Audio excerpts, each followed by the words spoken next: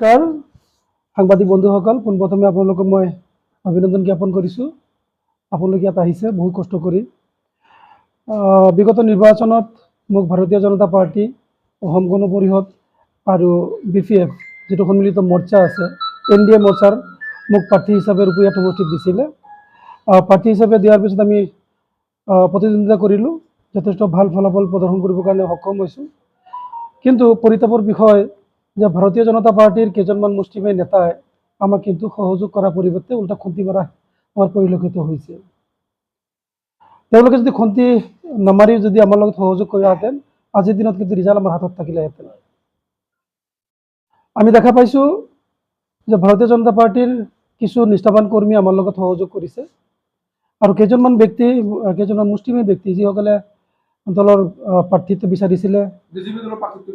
বিচাৰিছিলে আৰু কেইজনমান ব্যক্তি যিসকলে অসম গণ পৰিষদতো আছে, তেনেকুৱা ব্যক্তি ভাৰতীয় জনতা পাৰ্টিতো আছে। তেওঁলোকে বিচাৰে ৰূপৈয়াত সমষ্টিত বিধায়কজন BJP বা AJPৰ পৰা জিকিব নালাগে, অসমত চৰকাৰখন ভাৰতীয় জনতা পাৰ্টি আৰু অসম গণ পৰিষদৰ মিত্ৰজোঁটৰ চৰকাৰ আহিব লাগে। কাৰণ তেওঁলোকে তেতিয়া ৰূপৈয়াত সমষ্টিৰ বিভিন্ন ধৰণৰ কাম কাজবিলাক MLA নিচিনা চলাই যাব পাৰিব আৰু সেইকাৰণে হয়তো আমাক খন্তি মাৰিছে বুলি আমাৰ ধাৰণা হয়। ইতিমধ্যে পৰ্যালোচনা কৰিছোঁ, পৰ্যালোচনা কৰাৰ পিছত কিছুমান ব্যক্তি আমাক সহযোগ কৰা নাই, উল্টা খন্তি মাৰিছে, অথচ আমাৰ লগত থাকি আমাক যে চিপৰাং মাৰিছে সেই কথাবিলাক ওলাইছে।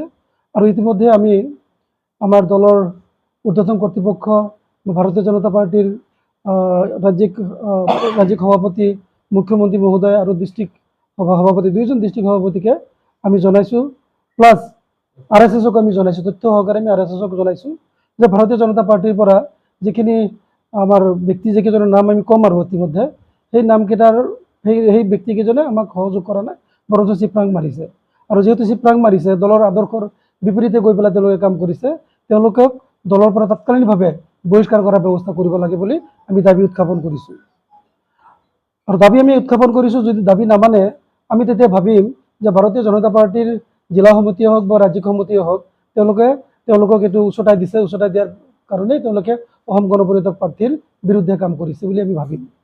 আৰু সেইকাৰণে আমি বিচাৰি আছোঁ যে কাউণ্টিং হোৱাৰ পূৰ্বেই তেওঁলোকক দলৰ পৰা নিলম্বন কৰিব লাগে বা দলৰ যিটো ব্যৱস্থা সেইমতে কৰিব লাগে বুলি আমি আশা কৰিছোঁ, দাবী জনাইছোঁ।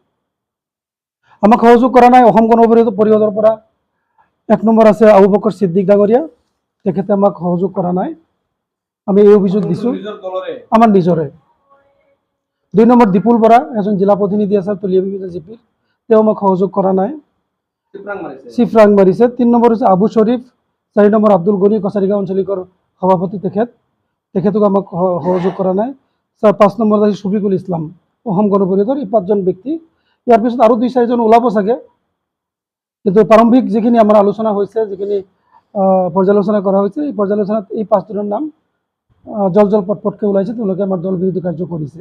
আৰু তেওঁলোকৰ বিৰুদ্ধে ইতিমধ্যে আমি অভিযোগ দিছোঁ, তেওঁলোকে অতি সোনকালে দলে আশ্বাস দিছে যে তেওঁলোকক নিলম্বন কৰা হ'ব দলৰ পৰা।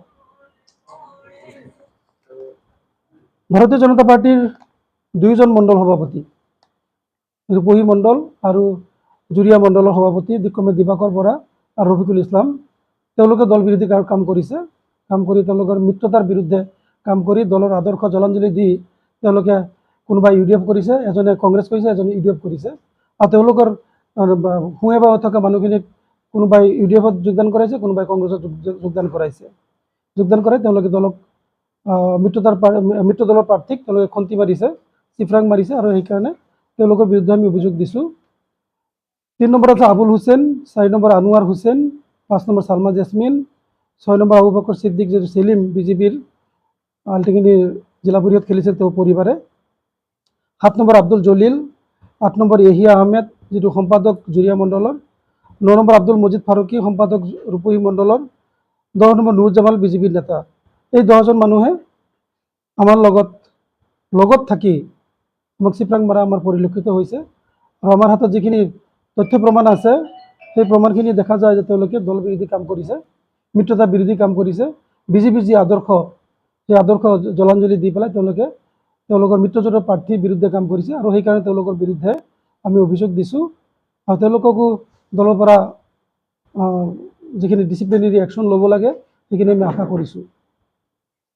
চাওক, কিছুমান কথা আমি ভোটৰ পূৰ্বে আমি আমাৰ দৃষ্টিগোচৰ হৈছিলে, কিন্তু মিত্ৰতাৰ খাতিৰত গোটেই সহমতিটোৰ প্ৰভাৱ পৰিব বা সমষ্টিটো এটা বেলেগ বিৰূপ প্ৰভাৱ পৰিব, সেইকাৰণে আমি ইলেকশ্যনৰ পূৰ্বে আমি কথাখিনি কোৱা নাই। আৰু দ্বিতীয় কথা হৈছে আমাৰ হাতত তেনেকুৱা তেতিয়া ধৰক কোনো তথ্য প্ৰমাণ হাতত নাছিলে। পৰৱৰ্তী সময়ত আমি এইবিলাক কালেক্ট কৰিছোঁ, ক'ৰবাত ৰেকৰ্ডিং, ক'ৰবাত ফটো, ক'ৰবাত ফুল ৰেকৰ্ডিং, এইবিলাক আমি তথ্য কালেক্ট কৰিছোঁ। কালেক্ট কৰি আজি আমি সংবাদ মেল যোগে আপোনালোকক জনাই আছোঁ। যিটো কাম কৰিছে আমাৰ ধাৰণা হয় যিটো দল বিৰোধী আৰু দলৰ আদৰ্শ জলাজলি দি পেলাই কামখিনি কৰিছে, আৰু সেইকাৰণে তেওঁলোকে দলৰ পৰা নিশ্চয় কিবা ডিচিপ্লিনাৰী একশ্যনৰ সন্মুখীন হ'ব বুলি মই আশা কৰিছোঁ। ৰূপৈহাট সমষ্টিত দুজন হেভিৱেট কেণ্ডিডেট আছিলে, এজন হ'ল 10 বছৰীয়া বিধায়ক আৰু এজন 15 বছৰৰ বিধায়ক। এই দুজন বিধায়কৰ লগত আমি এজন সাধাৰণ প্ৰাৰ্থী হিচাপে যিখিনি টক্কৰ দিব লাগে আমি টক্কৰ দিছোঁ। আমাৰ লগত ভাৰতীয় জনতা পাৰ্টিৰ গৰিষ্ঠ সংখ্যক কৰ্মী আৰু অসম গণ পৰিষদৰ গৰিষ্ঠ সংখ্যক কৰ্মী আমাৰ লগত সহযোগ কৰিছে, আৰু তেওঁলোকে সহযোগিতা কৰাৰ কাৰণে আজি হয়তো ৰিজাল্ট কাৰো হাতত নাই, তিনিকোণীয়া তীব্ৰ প্ৰতিদ্বন্দ্বিতা হৈছে। আৰু কংগ্ৰেছেও ক'ব পৰা নাই আজি তেওঁলোক জিকিব, UDFও ক'ব পৰা নাই আজি তেওঁলোক জিকিব। কিন্তু আমি জিকিলোহেঁতেন, আজিৰ দিনত জিকিলোহেঁতেন বুলি আমি ডাঠি ক'ব পাৰিলোহেঁতেন যদি সেইকেইজন ব্যক্তিক খন্তি নামাৰিলেহেঁতেন। তথাপিও আমি ৰিজাল্টৰ কাৰণে অপেক্ষাত আছোঁ। 3-4 তাৰিখে হয়তো গম পোৱা যাব কোন জিকে কোন হাৰে। ৰাজনীতিত হাৰা জিকা আছেই, প্ৰতিদ্বন্দ্বিতা কৰিব লাগে, ভালকৈ প্ৰতিদ্বন্দ্বিতা কৰিছোঁ, তাতে কোনো কমি ৰখা নাই। গতিকে আপোনালোকৰ পৰা আপোনালোকৰ চেনেলৰ মাধ্যমত গোটেই সমষ্টিবাসী বা অসমবাসীৰ পৰা মই দুআ আশীৰ্বাদ বিচাৰিছোঁ যাতে 4 তাৰিখে আমাৰ ফলাফল ভাল হয় আৰু যাতে আমি ৰাইজক যাতে সেৱা কৰিব পাৰোঁ, তাকে আমি কামনা কৰিছোঁ। এটা প্ৰশ্ন আছে, যদি বিজেপিৰ লগত নেখেলিলে হয়, চিংগল এজিপিয়ে খেলিলে হয়, তেতিয়া ৰিজাল্ট বেছি ভাল হ'ল নেকি? আপুনি কি কয়? চাওক, বিগত পঞ্চায়ত নিৰ্বাচনত আমি দেখা পাইছোঁ অসম গণ পৰিষদ আৰু ভাৰতীয় জনতা পাৰ্টিৰ যৌথভাৱে মানে এলায়েন্সত আমি নিৰ্বাচন খেলিছিলোঁ। কিছু কিছু জিপিত দেখিছোঁ আমি তাত AGPও কেণ্ডিডেট দিছে, BJPও দিছে কেণ্ডিডেট। দুইজন প্ৰাৰ্থীৰ যদি ভোট আমি হিচাপ কৰোঁ দেখা পাওঁ কংগ্ৰেছতকৈ আমি বহু গুণে আগত আছিলোঁ। আৰু সেই হিচাপে যদি আমি বিধানসভাত নিৰ্বাচনত যদি আমি একেলগে যদি অৱতীৰ্ণ হ'লোহেঁতেন, তেতিয়াহ'লে আজিৰ দিনত আমাৰ ৰিজাল্ট আমাৰ হাতত থাকিলেহেঁতেন। বুজি পাইছেনে কথাটো? গতিকে ৰিজাল্টটো আমাৰ হাতত থাকিলেহেঁতেন, আজিৰ দিনত আমি জিকা কেণ্ডিডেট থাকিলোহেঁতেন। কিন্তু বাদ বাকী এতিয়া 4 তাৰিখে কি হয় আমি ক'ব পৰা নাই। আমি জিকিবও পাৰোঁ, হাৰিবও পাৰোঁ, হাৰা জিকা থাকিব পাৰে। কিন্তু আমাৰ যিখিনি ফিডবেক পাইছোঁ সেই ফিডবেক মতে কিন্তু আমি জিকাৰে বেছি অৱকাশ আছে। আৰু কোনোবাই ক'ব